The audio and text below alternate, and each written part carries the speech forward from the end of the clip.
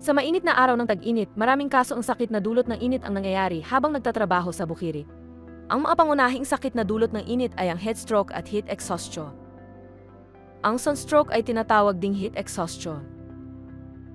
Kapag matagal na nababad sa araw, lumalabas ang mga sintomas tulad ng panghihina, pagkahilo at pagsusuka dahil sa labis na pagpapawis. Ang heatstroke ay nangyayari kapag hindi maalis ng katawan ang init nito dahil sa pagkakababad sa mainit at mahalumigmig na kapaligiran, at ang karaniwang sintomas ay ang pagtaas ng temperatura ng 40 degrees o higit pa ng walang pagpapawis, panginginig at pagkawala ng malay.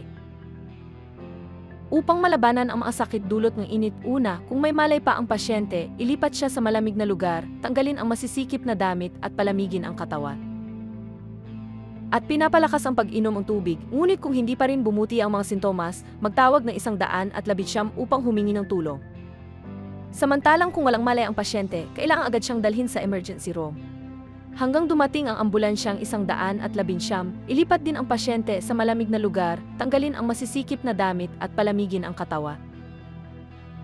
Kung mayroong head cramps na nagdudulot ng patuloy na pag-urong o mga kalamnan, kailangan gawin ang masahe sa mga kalamnan. Ang mga ganitong sakit na dulot ng init ay maaaring maiwasan kung tatandaan itong 3 bagay. Tubig, lilim, pahinga.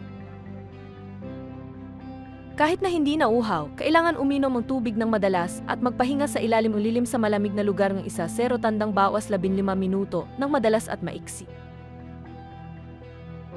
Mas ligtas din na magtrabaho sa grupong 2 at kapag nagtatrabaho sa isang estruktura tulad ng greenhouse, bodega o iba pang pasilidad, siguraduhin ito ay palaging may bentilasyon. Sa panahon ng tag-init, mas mahalaga ang pangangalaga sa kalusugan, kaya tandaan na ang tao ay mas mahalaga kaysa sa pagsasaka.